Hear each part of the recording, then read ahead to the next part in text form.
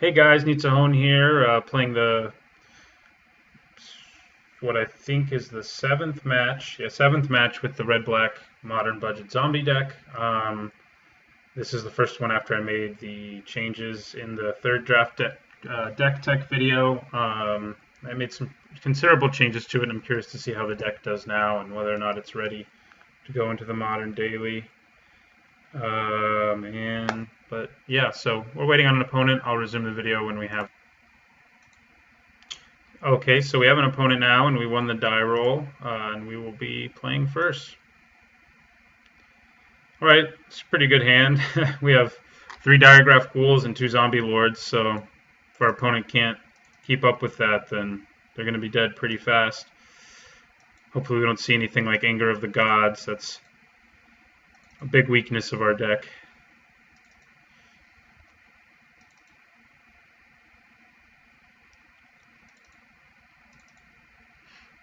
Next turn we play 2 Diregraph Ghouls, and hopefully on turn 3 we can play a Death Baron.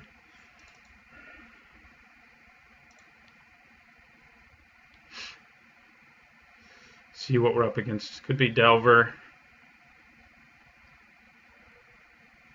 Definitely not Delver. Alright, that's a little annoying, especially since for once we don't have a hand with a bunch of removal in it.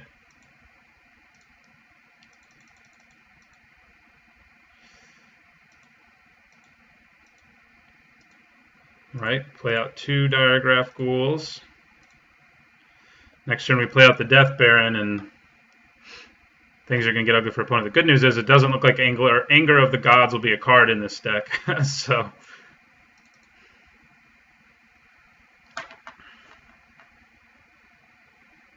that's nice.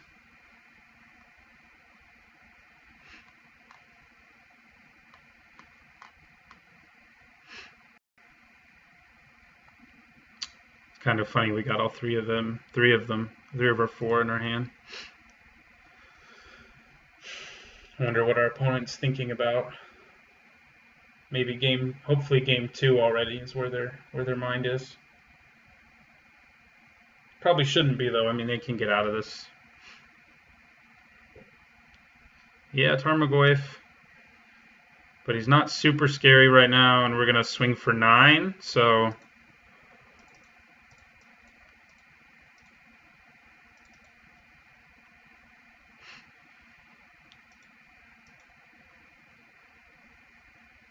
opponent's stuck on 1 land, which sucks for them, but we will take advantage with our very good hand. The only thing it's lacking is removal, so. But I mean, next turn, if we can just cast our Risen Executioner and just swing with everything, chances are we win.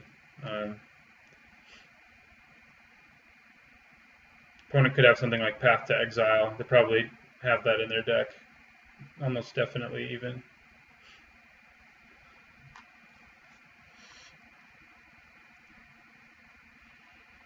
Okay, Scavenging Ooze. Yeah, that's. I always think it's weird that people run Scavenging Ooze and Tarmoygoyf together since they have some anti-synergy together. I mean, I guess you can always target a card type and make sure you always have the card types you want, but. Alright, we play our Risen Executioner out there. Our opponent might just scoop. That'd be nice for us. He could still have a Path to Exile. He still has the mana to cast it, so it may not quite be over yet.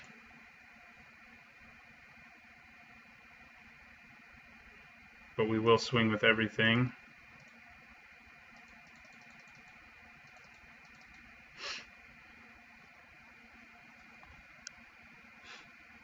He can make his Ooze a 3/3, but that would in turn make his Tarmoygoyf a 0/1. That's kind of what I'm talking about. But that is, I mean, the tier 1 decks do tend to run Goyfs and Oozes together. And it works, evidently, so.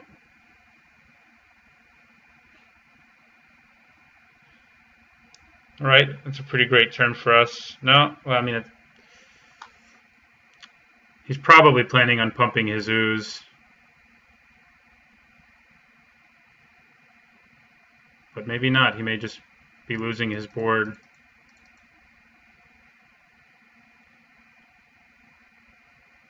Okay, yeah, well, there's a Path to Exile, which is something kind of expected. And we'll get a Swamp out of our deck. But we still kill all of his creatures, so, and don't lose anything else. So that's okay with us.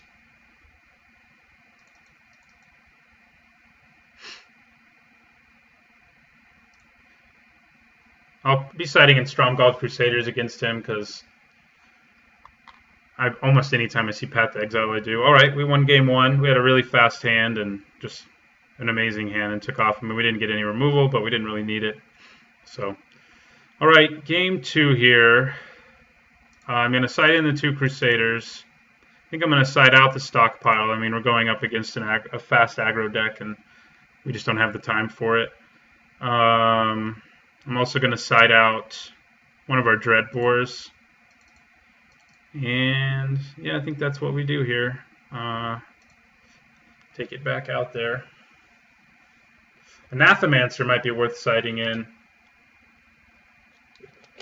given the multicolor nature of our opponent's deck. But we'll have to see. Another good hand. This is what I was hoping this deck would do now that we've sort of streamlined it. You know, we have a similar hand to last time, except we have more removal and fewer zombies, but I mean, we still have a 1-drop. I mean, we don't have 3 Diregraph Ghouls, but we have a turn 1 Gravecrawler, turn 2 Diregraph Ghoul, turn 3 Death Baron, which is still pretty good. I don't know how much it matters which I play first. I think I'm actually going to play the Diregraph Ghoul first. So, like, I'm not playing an opponent who's playing black, but if my opponent made me discard a card, you know, I could just discard my Gravecrawler and not be worrying about it. But if the Gravecrawler were out there, the Diregraph Ghoul, like, getting discarded would be a bigger problem. So,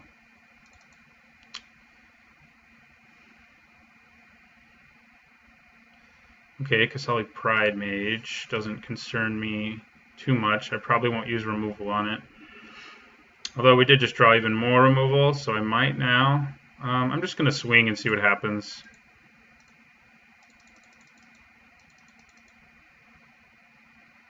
Okay, I'm okay with that trade. That's one reason to maybe play the Gravecrawler first, too, though. I think the argument could be made so that, you know, my opponent's much less inclined to trade on turn 2. But, I mean, we have ways to kill all his big creatures that could create problems for us. So, another Kasali Pride Mage. Pretty annoying. We'll swing again. I'm going to play the Messenger instead of the Death Baron this turn, so that's why I'm swinging first, because our Gravecrawler would die anyway. Okay. And we'll play out our Messenger. I think these pain lands are a little underrated. I mean, most people don't run them. That's why they're much cheaper than fetch lands, shock lands. But I think, you know, they're pretty nice. Because you don't always have to tap them to take damage. You can tap them for colorless. So I like them, especially when they're 30 cents a piece. Opponent probably has Knight of the Reliquary in their deck. This is a very tier 1 deck, so I'm going to feel pretty good about it if we can beat it. White, blue, green, aggro. Just basically a pile of really good cards, like, you know, Tarmoygoyf and Scavenging Ooze, Kasali Pride Mage. Let's see what he does here.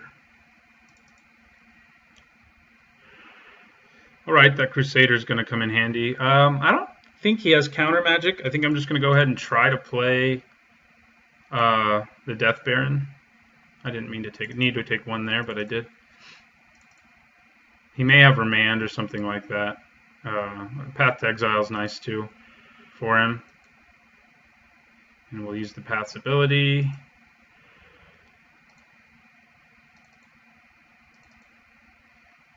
Let's see if he lets this resolve. He does still have 2 blue open. Yeah, that Crusader is going to be good against his deck. I'm looking forward to getting it in play next turn.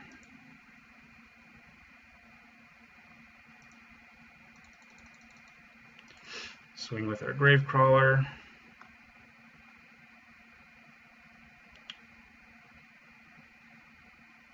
Next turn we probably play a Crusader and keep up one of our removals or terminates.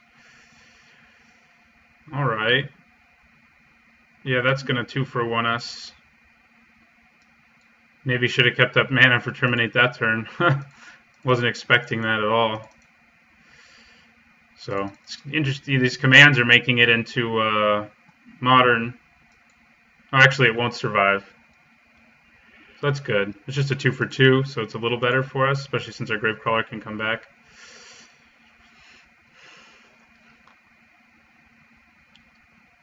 I mean, it looks like all his removal is green, so I'm glad I sided in this Crusaders.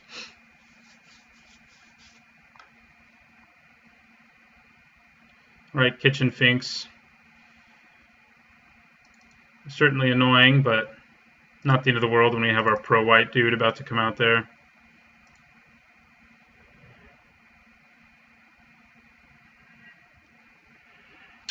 Okay, now we can do a lot this turn, which is nice. We'll play our Crusader. We'll play a Diagraph Ghoul. And we'll play our Gravecaller from our graveyard.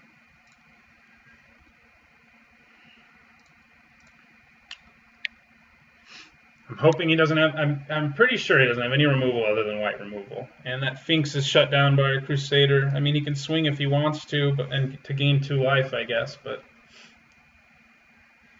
that's about all it will accomplish.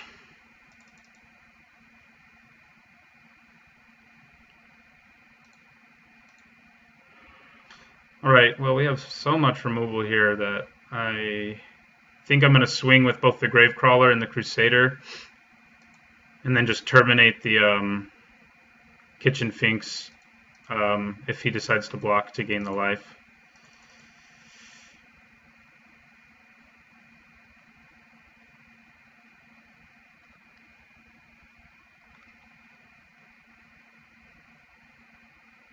Collected Company. Okay, that's a little scary. Let's hope he doesn't hit anything great.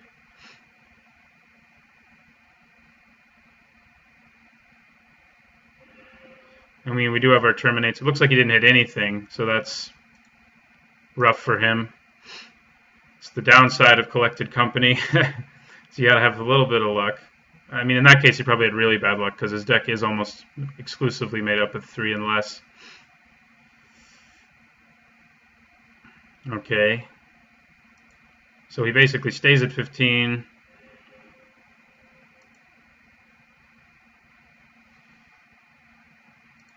I'm not going to terminate yet. I'll just do it at the end of his turn. I mean, he may play something a little more concerning, and we can play back out our Gravecrawler.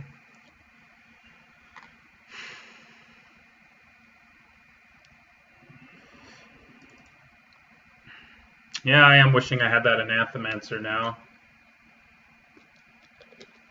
Another Kitchen Finks, okay. Well, he's definitely slowing down, but the way our hand looks, we're not too concerned. So we're going to take out one of the Kitchen Finks.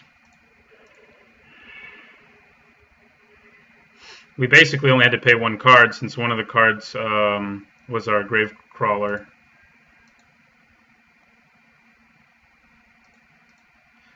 I think I'm going to swing with the Ghoul here too. Yeah, I mean, we have another Gravecrawler in our hand, so...